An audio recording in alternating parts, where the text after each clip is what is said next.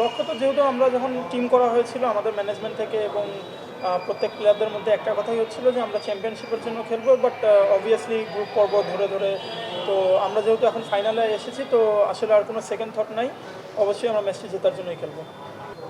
আসলে আমার জানা নেই এই ব্যাপারে, একদমই জানা নেই। কারণ আমি আসলে একটু আগে যে কোশ্চেনটা এসেছিল রাজশাহীর অতীত নিয়ে, যেটা হলো আমরা রাজশাহী কিংস একবার রানার্স আপ হয়েছিলাম, আমি অ্যাসিস্ট্যান্ট কোচ ছিলাম সেখানে। রাজশাহী রয়্যালস আমরা চ্যাম্পিয়ন হয়েছিলাম, আমি টিম ম্যানেজার ছিলাম। সো সেই পুরনো স্মৃতি আমার সঙ্গে আছে। বাট আপনি যে কোশ্চেনটা করলেন আসলে কোয়ালিফায়ার ওয়ান হারার পরে কেউ চ্যাম্পিয়ন হয়েছে কিনা, আমার আসলে একদমই আইডিয়া নেই সেটা সম্পর্কে। সেটা সম্পর্কে আইডিয়া রাখতেও চাই না আসলে। আমার কাছে মনে হয় আমরা নতুন একটা দিন, নতুন একটা ম্যাচ, এবং আকবর যেটা মেনশন করলো যে শুরু থেকে একটা স্বপ্ন নিয়ে আমরা যাত্রা শুরু করেছি, step by step last stage, এবং সেকেন্ড থটের সুযোগ নেই।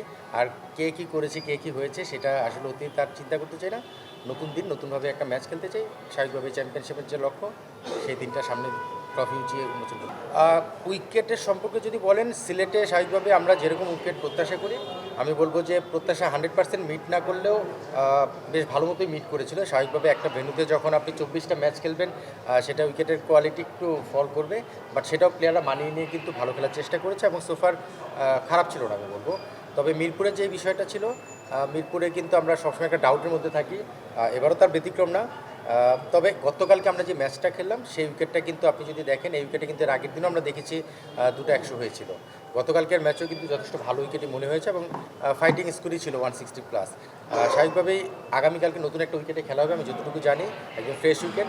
সো আশা করছি যে গতকালকের উইকেটটা যেমন ছিল, বা যেই ধরনের উইকেট আমরা দেখেছি ওই ম্যাচগুলো যেখানে 100 হয়েছে, সেখানে ওই ধরনের একটা উইকেটই প্রত্যাশা করছি। এবং সোফার ঘাসও মনে হয় একটু কম থাকবে, যেখানে সবার জন্যই চ্যালেঞ্জটা থাকবে, এবং স্পোর্টিং উইকেট যেটা আমরা বলি যে টি20 ক্রিকেটে অ্যারাউন্ড 180-200-এর খেলা হয়, ফাইনালটা নিশ্চিতভাবে দর্শকরাও সেটাই চাচ্ছে, আমাদের ক্রিকেট বোর্ডও চাচ্ছে, আমরা অপেক্ষা করছি সেই ধরনের একটা উইকেটের জন্য। না দেখুন, অ্যাজ এ প্লেয়ার প্রত্যেকটা প্লেয়ারই ম্যাচ খেলতে চায়। আপনি আমার কথা বলেন, আমি ম্যাচ খেলতে চাই, স্যার যখন প্লেয়ার ছিল আমি শিওর স্যারও প্রত্যেকটা ম্যাচই খেলতে চাইতো।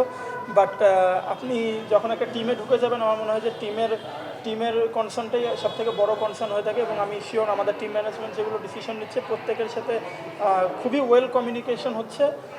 কে কেন খেলছে, কি রোলে খেলছে, অথবা কেউ খেলতে না পারলে কেন খেলতে পারছে না, লজিকটা কি, এগুলো সব প্লেয়ারকে ক্লিয়ার করে দিচ্ছে। তো আমার মনে হয় যে ওই জায়গা থেকে খুব ভালো একটা পরিবেশ আছে টিমের মধ্যে। যেটা বললেন যে মন মানসিকতা খারাপ আছে কি না, আমি বলবো যে না, যখন আপনি ম্যাচ খেলবেন না তখন একটু খারাপ লাগবে, বাট টিমের কনসার্নে অথবা গ্রেটার কনসার্নে যেহেতু টিমের পরিবেশটা খুব ভালো আছে, সবাই খুব ভালোভাবে এটাকে অ্যাডজাস্ট করে নিচ্ছে। বলো, তুমি আগে বলো। না দেখুন, আমার মনে হয় যে এটা তো আসলে আমাদের হাতে নেই। এটা আমার মনে হয় যে মিডিয়াদের জন্য এবং ফ্যানদের জন্য অনেক ভালো একটা বিষয় হয়ে থাকে প্রত্যেক বছরই, বাট বিভিন্ন কারণে হয়তো এটা হয়ে উঠতে পারেনি। বাট আশা করি নেক্সট ইয়ার থেকে এটা আর এই প্রবলেমটা আবার হবে না কখনো, ইনশাল্লাহ। দর্শকরা এবং মিডিয়া যেভাবে সবসময় এটাকে এক্সপোজার দেয়, আমার মনে হয় যে এটা নেক্সট ইয়ার থেকে থাকবে। বাট যেহেতু হয়নি, এটা আসলে আমাদের কন্ট্রোলে কিছু নেই, এটা ক্রিকেট বোর্ড ভালো বলতে পারবে। তবে আমি এটার সঙ্গে একটু রিলেট করতে পারি। যেটা বলেছে আকবর পুরোটাই কভার করেছে, তার সঙ্গে একটা অ্যাড করতে পারি যে যেটা হয়নি সেটা পাস্ট, বাট কি হতে পারে, সেই হতে পারার একটা সম্ভাবনা কালকে আছে। সেটার অপেক্ষায় আমরা আছি, এবং আমি শিওর যে কালকে সেই অপেক্ষাটা শেষ হবে, এবং নিশ্চিতভাবে একটা সুন্দর ট্রফি বা ভালো কিছু পাওয়ার জন্য অনেক সময় অপেক্ষা করতে হয়। সেই অপেক্ষাটা মনে হয় কালকে শেষ হবে। সেটা ট্রফি শুধু প্লেয়ারদের হাতে না, তার প্লেয়ারদের হাতে যাওয়ার আগে বা টিমের হাতে যাওয়ার আগেও মনে একটা চমক থাকতে পারে। সেটা কালকে আপনার এখানে একটা বিষয় আপনি দেখবেন, কেইন যেই ধরনের প্লেয়ার, আমি কিন্তু গতকালকেও আফটার ম্যাচ প্রেস মিটে বলেছিলাম যে আমরা যখন মিরপুরে খেলাটা চলে এসেছে, এবং মিরপুরের উইকেটটা আমরা যখন দেখলাম যে একটু ট্রিকি উইকেটে খেলা হচ্ছে, এই ধরনের উইকেটে সাধারণত 150-160 স্কোরের যখন খেলা হয়, তখন কেইনের মতো প্লেয়ার খুব ইম্পর্টেন্ট রোল প্লে করতে পারে। প্রিভিয়াসলি আমরা সব সারা ওয়ার্ল্ডেই যখন সে খেলেছে আমরা দেখেছি। সো সেই জায়গা থেকে যখন অপরচুনিটি এসেছে এই ধরনের একজন প্লেয়ারকে টিমে ইনক্লুড করা, আমরাও লাকি যে সাউথ আফ্রিকা তার দলটা কোয়ালিফাই করতে পারেনি।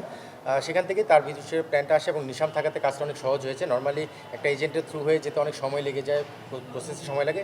যেহেতু নিশাম ছিল, স্বাভাবিকভাবেই কেনের সঙ্গে আমরা ডিরেক্ট কমিউনিকেশন করতে পেরেছি। সো সব কিছু মিলে হয় না যে খাপে খাপে মিলে যায়, ব্যাপারটা ওইরকম যে আমাদের এই ধরনের একজন প্লেয়ার দরকার ছিল, এবং তার টিমও কোয়ালিফাই করতে পারেনি এসেতে। পাশাপাশি নিশাম আমাদের দলে ইনক্লুড ছিল, সব কিছু মিলে আসলে ওই জায়গাটা ক্লিক করে করেছে। হ্যাঁ, নিশাম আসার সাথে নিশ্চিতভাবে আমাদের দলের ভারসাম্যটা বেড়েছে এবং সঙ্গে একটা জিনিস অ্যাড করি, আপনি দেখবেন টি-20 ক্রিকেটের টপ অর্ডার থেকে আমরা যখন ভালো খেলছিলাম আমাদের দল কিন্তু ভালো মতোই ম্যাচ জিতে যাচ্ছিল। আপনি দেখবেন শান্ত মুশফিক যখন উপরে রান করেছে, ওয়াসিম খেলেছে, ফারহান কিছু ম্যাচ রান করেছে, তামিম করেছে, যখনই তারা ফেল করছে তখন আমরা স্ট্রাগল করছি। কালকে যখন সেই সিচুয়েশনটা এসেছে কেন কিন্তু তার রোলটা প্লে করেছে। সো ওই সব ওভারঅল চিন্তাভাবনা করি টপ অর্ডার একজন এই ধরনের প্লেয়ারকে নিয়ে আমরা চিন্তা করছি এবং সেটা মিলে। আমি আসলে সবসময় একটা কথা বলি, আমি একা আসলে ডিসিশন মেক করি না। এখানে আমাদের ক্যাপ্টেন আছে, আমাদের টিম ওনার আছে, আরও কিছু মানুষ এখানে ইনভলভ আছে যাদের সঙ্গে মিলেই কিন্তু আমরা প্ল্যানটা করি। সো সাকসেস পেলে যেমন আমি একা ক্রেডিট দিব না, ঠিক ফেলিওর হলেও কিন্তু আমার একার উপর দায় আসবে না, দায়টা আমাদের পুরো দলের উপরই যায়। সো বিষয়টা হচ্ছে আমরা একটা দল হিসেবেই সবসময় প্ল্যানিং করি। কিছু কোর মেম্বার আছে যারা এই ডিসিশন মেকিংগুলোতে থাকে, আমি তার মধ্যে একজন। সো আমি একমাত্র না, আমি তার মধ্যে একজন। সো যদি সাকসেস পাই সেটা ক্রেডিট যেমন সবাই মিলে নেই, ঠিক একইভাবে ফেল করলেও সেই দোষটা শুধু আমার কাঁধে আসবে না, সবাইকে নিয়েই সেটা বোঝাটা নিতে হবে আসলে। একটু আগে আকবর কিন্তু চমৎকার বলেছে, কারণ সে নিজে প্লেয়ার, সে ভালো বোঝে প্লেয়ারদের ভিতরের অবস্থানটা। আমি অনেক আগে খেলা ছেড়েছি। প্লেয়াররা কিন্তু এই টিমের মধ্যে সবচেয়ে বড় যে স্ট্রেংথ সেটা হলো প্রতিটা প্লেয়ার টিমম্যান হিসেবে চিন্তা করছে। এখানে রিপন খেলতে পারছে না, আমি যেটা বললাম আকবর জাস্ট এক ম্যাচ আগেই ম্যান অফ দ্য ম্যাচ, পরের ম্যাচে ড্রপ, এক ম্যাচ খেলতে পারেনি খেলার পরেই। আবার দেখা যাচ্ছে যে মুরাদ একটা ম্যাচে ভালো বোলিং করলো, গত ম্যাচে আবার মুরাদ খেলতে পারেনি। সো এই যে কিছু স্ট্র্যাটেজিক প্ল্যানগুলো আমরা করছি যেটা আমাদের টিম কম্বিনেশন বা জেতার জন্য। সো রিপন খেলতে পারেনি, বাট আপনি যদি কালকে রিপনের অ্যাক্টিভিটিসগুলো দেখেন মাঠের মধ্যে, সেখান থেকে আপনি বুঝবেন যে সে মানে পুরোটা কিন্তু ডেডিকেটেড টিমের জন্য। সো যেই খেলুক যেই না খেলুক বাইরে থাকুক, সবাই জানে যার রোলটা কী, সে খেললে তার রোলটা কী, যদি না খেলে সেখানেও তার রোলটা কী, অ্যাজ এ টিমম্যান হিসেবে পার্টিসিপেট করতে হবে। সো আমার মনে হয় যে এটা একটা গুড এনভায়রনমেন্ট, যেই কারণে আজকে দলটা এসছে। মোটেও না, অনেস্টলি পার্সোনালি আমি অনেক এনজয় করি ফিল্ডিং করা। আমার মনে হয় যে যখন টিম করা হয়েছিল তখন হান্নান স্যার আমাকে বলে দিয়েছিলেন যে সম্ভবত মুশফিক ভাই কিপিং করবে মোস্ট অফ দ্য টাইম, তো তোমাকে ফিল্ডিং করতে হবে। তো আমি এবং খুব ভালোভাবে, কারণ আমি এর আগেও অনেক জায়গায় ফিল্ডিং করেছি এবং আপনি দেখুন NCL বলেন বা BCL বলেন, অনেক জায়গায় কিপিং করি, তো ওই জায়গায় ফিল্ডিং করা হয় না। তো BPL-এ ফিল্ডিংয়ের সুযোগ আসছে, তো আমার মনে হয় যে এটা আমার জন্য একটা ভালো জিনিস, টু শোকেস যে আমিও ভালো ফিল্ডিং করতে পারি। তো আমি অলওয়েজ এনজয় করি এবং এটা নিয়ে মানে বিন্দুমাত্র রিগ্রেট নেই। প্রথমে যদি বলি, আমি দেশের নাগরিক, দেশের জন্য যেটা ভালো হবে সেটার পক্ষে আমরা সবাই।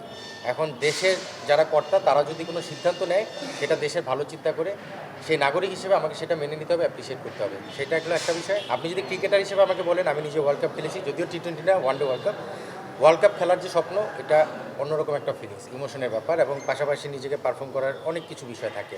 সো ওই জায়গা থেকে অ্যাজ এ প্লেয়ার মন খারাপ করার বিষয়। আর সিলেক্টর হিসেবে, সিলেক্টররা তো বেসিক্যালি টিম সিলেকশন করে, যে সিলেকশন যারা করে সেটা ডিফারেন্ট বিষয়। আসলে সিলেক্টর বা প্লেয়ার ওই সব কিছুর বাইরে আমি সবার উপরে যেটা দেখতে চাই বাংলাদেশ, যে বাংলাদেশের একজন নাগরিক হিসেবে আমার দায়িত্ব দেশ যেটা চায় সেটার সঙ্গে তাল মিলিয়ে সেটাকে সাপোর্ট করে এগিয়ে যাওয়া। সো গভর্নমেন্ট ডিসিশন, আমাদের উপদেষ্টা অলরেডি মেনশন করেছেন, এটা গভর্নমেন্টের ডিসিশন, সেখানে আসলে আমাদের সাইড থেকে আর বলার কোনো কিছু থাকে না। বাট তারপর আমাদের বোর্ড প্রেসিডেন্ট বুলবুল ভাই যেটা বলেছেন, উনি আবার চেষ্টা করবেন। So let's see, hope for the best. আসলে কি হট ফেভারিট ছিলাম? আচ্ছা, আমাদেরকে ফেভারিটের কাতারে আসলে আপনারাই ফেলেছেন। তবে কাগজে কলমে দল হিসেবে পারফর্ম কেমন করবো সেটার চেয়েও বেশি ছিল আমাদের টেবিল ওয়ার্কের কারণে, হয়তো বা আমাদের টিম কম্বিনেশনের কারণে। আসলে মাঠের খেলায় যদি কাগজে কলমে দেখেন, আমাদের চেয়েও আরও বেটার হয়তো কোনো টিম ছিল। ইভেন আমি যদি বলি, গতকালকে সিলেট টিমটা কিন্তু যথেষ্ট ব্যালেন্স একটা দল ছিল। সো কোনো দলকে আপনি ছোটো করে দেখতে পারবেন না। আর চট্টগ্রাম যে দলটা যাদের সঙ্গে আমরা ফাইনাল খেলবো, জাস্ট এক ম্যাচ আগেই কিন্তু তাদের সঙ্গে আমরা হেরেছি এবং 3বার ফেস করে 2বার হেরেছি। সো সেই দলটাকেও ছোটো করার কোনো সুযোগ নেই। সো আমার মনে হয় যে টি-20 ক্রিকেটে বড় ছোটো নেই, হট ফেভারিট হয়তো কাগজে কলমে অনেক সব বিচার করা যায়, বা টি-20 ক্রিকেটে উই নেভার নো ওই দিনটা ওই সময়টা কীভাবে আসে এবং সেটাকে কীভাবে গিয়ে ডিল করতে পারে। সঙ্গে একটা জিনিস আমি সবসময় বিলিভ করি, লাকের একটা ব্যাপার সবসময় চলে আসে, সেটা যদি আমাদের পরে থাকে আর আমরা আমাদের চেষ্টার সঙ্গে যদি মিলে যাই, উপরে একজন আসেন, উনি তো সিদ্ধান্ত নেবেন যে আসলে কে ট্রফিটা ধরবে। এটা কি আসলে আপনি খুব বেশি বলতে পারবেন? কালকেও তো আমরা টসে হেরেছি এবং আগে ব্যাটিং করেছি। সো লাক আসলে আমি এটা বলতে চাই না, আমি বলতে চাই কিছু কিছু ঘটনা থাকে, যে ঘটনাগুলো লাকের সঙ্গে যদি ম্যাচ করে যায়। আপনি যদি দেখেন ইমনের রান আউটটা, ওটা কিন্তু বড় একটা মোমেন্টাম ছিল আমাদের জন্য। এরকম ছোটো ছোটো সাহেবজাদা ফারহানের লাইনের ওই ক্যাচটা, এরকম অনেকগুলো ছোটো ছোটো বিষয় মিলেই কিন্তু লাকটা হয়। শুধু টস দিয়ে আমি সেটা বলতে চাই না, জাজমেন্ট করতে চাই না, কারণ টসে হেরেও যে ম্যাচ জিতা যায় সেটা আমরা গতকালকেই প্রমাণ করেছি। সো টসটা এখানে মুখ্য না। আমার মনে হয় যে ভালো খেলার পাশাপাশি সঙ্গে কিছু কিছু ছোটো ছোটো জায়গায় যদি লাক ফেভার করে, তাহলেই রেজাল্ট পরে আসতে পারে। আচ্ছা, আপনার প্রথম কথায় আসি। তো আপনি যখন বললেন কথাটা তখন আমার মাথায় আসছে, বাট এর আগে আমরা এটা নিয়ে আলোচনাও করিনি এবং মাথায়ও আসেনি, তো এটা মাথায় একদমই ছিল না। আর ন্যাশনাল টিমের যদি বলেন যে দেখুন অ্যাজ এ প্লেয়ার আসলে কাজটা হলো ভালো খেলা ট্রাই করা এবং ওই ভালো খেলার জন্য যেটা প্র্যাকটিসে করা সেটা করা। তো আমার মনে হয় যে আমি সেটা করছি, ইনশাল্লাহ দেখা যাক, সুযোগ যদি আসে ইনশাল্লাহ রেডি থাকবো।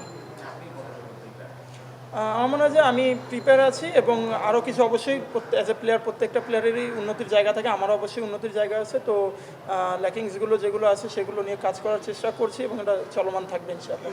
লাস্ট ওয়ান রিমন ভাই, একটা প্রশ্ন আসলে করতে চাচ্ছিলাম। থ্রু আউট দ্য জার্নি, একদম প্রথম দিন থেকে final anything can happen, overall জার্নিটা যদি একটু বলেন। জার্নিটা কালকে বললে মনে হয় বেশি ভালো হতো, বাট আজকে একটু টাচ আপ করে যাই। জার্নিটা আমার মনে হয় যে আমি কিন্তু এর আগে কাজ করেছি ডিফারেন্ট রোলে, মানে বিপিএলও কাজ করেছি, হেড কোচ হিসেবে কখনো করার সুযোগ হয়নি। এবার যখন করতে আসলাম আমি লাকি যে আমার টিম ওনার থেকে শুরু করে টিমের টপ ম্যানেজমেন্ট যারা, মানে আমরা তো মাঠে দেখা যায় আমাদেরকে, স্ক্রিনের বাইরে যারা কাজ করছেন তাদের যে সাপোর্টটা অ্যাজ এ হেড কোচ আমি পেয়েছি, এটার জন্য আমার মনে হয় স্পেশাল থ্যাঙ্কস ওনারা পেতেই পারেন। এবং আজকে আরেকটা আপনাদের এখানের মাধ্যমে আমি জানিয়ে দিতে পারি তাদের রেসপেক্টের জায়গাটা আরও কীভাবে তৈরি হয়েছে। আজকে আমাদের প্লেয়ারদের 100% পেমেন্ট ক্লিয়ার, মানে অলরেডি সবার অ্যাকাউন্টে টাকা চলে গেছে 100%। প্লেয়ার্স, টিম ম্যানেজমেন্ট, টিম বয়, মানে এভরিওয়ান। সো টিমের সঙ্গে যারা ইনভলভ ছিল আজকে ব্যাংকিং আওয়ারের মধ্যে সবার অ্যাকাউন্টে টাকা ট্রান্সফার হয়ে গেছে। বোনাসের যে বিষয়টা ছিল যেটা আপনারা অলরেডি জেনেছেন, সেই টাকাটা অলরেডি ম্যানেজারের রুমে আছে, আমি একটু পরে যে কাউন্ট করাতে ইনভলভ হবো। সো এই যে বিষয়গুলো, এগুলোই হলো টিমের রেজাল্টের সবচেয়ে বড় ভূমিকা। কারণ আসলে একদম টপ ম্যানেজমেন্ট যখন ভালো পথে থাকে, রাইট ট্র্যাকে থাকে, তখন বাকিরাও সেই রাইট ট্র্যাকেই থাকে। সো টপ ম্যানেজমেন্ট থেকে ওই সাপোর্টটা, এবং আমার মনে হয় যে আজকে এবারের এই জার্নিটা আলহামদুলিল্লাহ চমৎকার ছিল। চ্যাম্পিয়ন হই কি না হই সেটা তো কালকেই জানা যাবে, বাট চ্যাম্পিয়ন না হলেও আমরা মনে করি যে আমরা চ্যাম্পিয়ন। অন্তত আপনাদের মাধ্যমে এবং ক্রিকেট বোর্ডের যারা বিভিন্ন ডিপার্টমেন্ট আছেন তাদের কাছ থেকে আমরা যে ফিডব্যাক পেয়েছি যে আমরা অর্গানাইজ ডিসিপ্লিন, এটাই মনে হয় চ্যাম্পিয়ন। সো ট্রফি সবসময় চ্যাম্পিয়নশিপ এনে দেয় না, এই ধরনের কিছু কিছু মানে কমেন্টস বা আপনাদের যে রেসপন্স সেটার মাধ্যমে আমরা নিজেদেরকে চ্যাম্পিয়ন করতে পারি। সো কালকে ট্রফি ধরার আগের যদি আপনি আমাকে জিজ্ঞেস করেন যে আমাদের টিমের ওভারঅল জার্নি, আমরা চ্যাম্পিয়ন অলরেডি হয়ে গেছি আপনাদের সবার কাছে। ধন্যবাদ সবাইকে।